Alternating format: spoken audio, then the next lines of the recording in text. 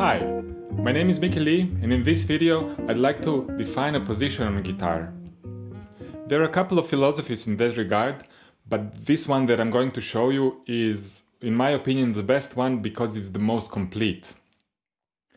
If we place all of our fingers, we have 4 fingers with which we play guitar, first, second, third, fourth. If we place all these fingers on one fret respectively, we get something like this. This would be the first finger, which lays on the first fret. This is the second finger, it's on the second fret, third finger is on the third fret, and fourth finger is on the fourth fret. We say that this is the first position, because the first finger lays on the first fret. This would be the second position, because first finger is on the second fret, second finger is on the third fret, and so on. This would be, of course, the third position, because first finger is on the third position, or is on the third fret. We have 12 different positions, because we have 12 notes. So this would be the first. This would be the 12th, on the 12th fret where we have E. So basically we started with F, and here we close our circle with the last note in the chromatic scale from F to E. Of course, we don't say for this position, first position plus 1 octave or something, we say it's the 13th position, we say this is the 14th position. But these are merely the repetition of the positions that we already had. So the first position and the 13th position is absolutely the same, because the notes are the same, everything is the same. Second position and 14th position are also the same. So basically, as I said, we have 12 positions on every guitar. What I want to say by that is the number of positions doesn't depend on the number of the frets your guitar might have. If you have 21 frets, 22, 24, whatever, the number of positions is always the same, 12. We may do something that we call finger stretch. If we, for example, play 5th position, that would be this. My first finger is on the 5th fret. I can stretch my first finger one step, 1 fret below, and I can stretch my 4th finger 1 fret above. So basically, I go down with my index finger, 1 fret, and I go up with my pinky, also 1 fret. The middle 2 fingers always stay on their respective frets. If you remember, we said the definition of position would be regarding on where the first finger is. But if we have these finger stretches, we can have situation like this. We place our first finger on the 4th fret, but we are still in the 5th position. So basically, I would rather say that these two, the middle 2 fingers, define a position because they never move. If we are in 5th position, these two are always going to be on 6th and on 7th fret. It's very important to notice that if we want to do finger stretch and we are here and we want to go here, this is not the right way to do it. This would be position shift. So only one finger, this or this one, move. So it looks like this. This would be finger stretch.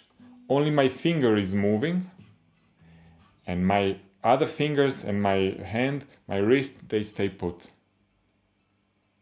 Or like this. This is position shift.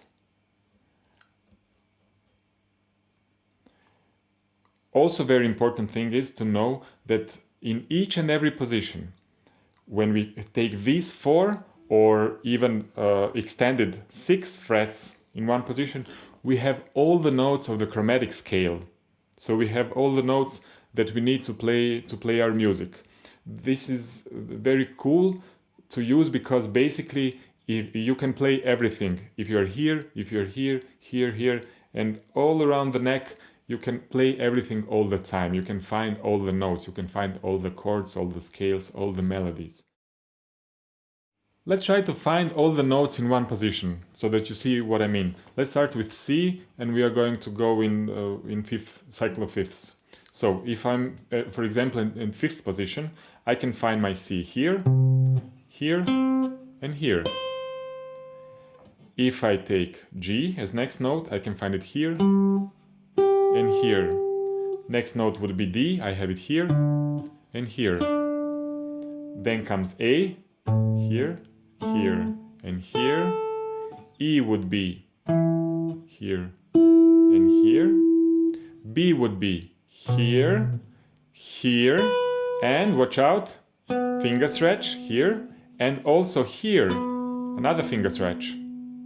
F sharp or G flat would be here, finger stretch here, and also finger stretch here. C sharp or D flat would be here, finger stretch here, and here finger stretch. And if it's on the first string, then of course it's going to be on sixth string as well, finger stretch. A flat would be here, finger stretch, and then of course here, here, and one more finger stretch here. E flat or D sharp is here, here, and finger stretch. B flat we find here, here, and there. And we have one more left, F, here, and here. One of the good ways to learn this would be to play your scales or your arpeggios all across the neck.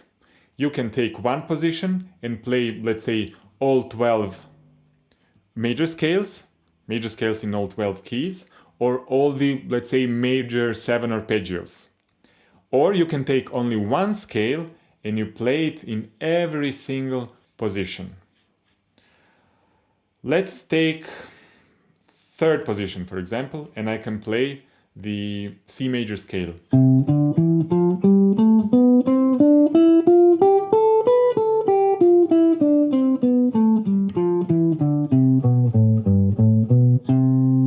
Then let's say we take F major scale.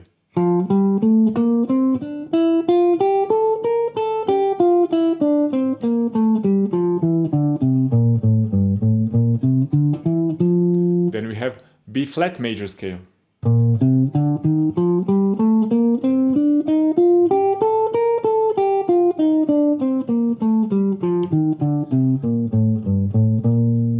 E flat.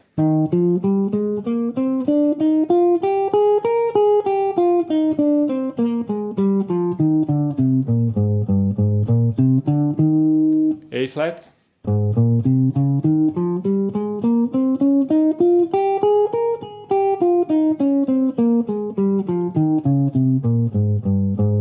D flat.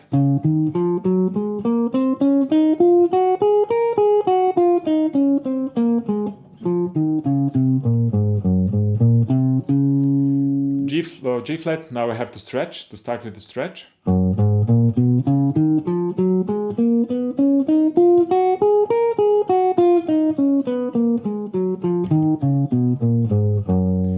B, also stretch.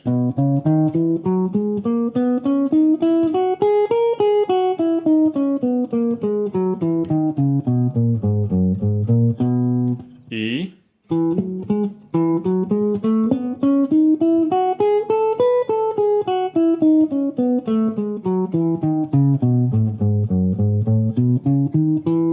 A. Let me see.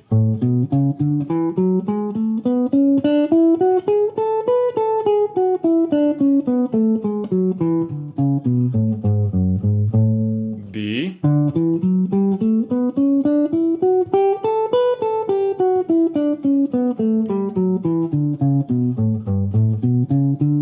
And we finish off with G.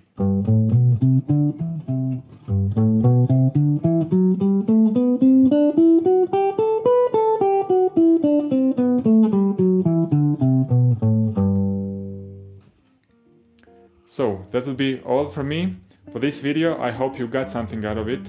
Thank you very much and see you next time.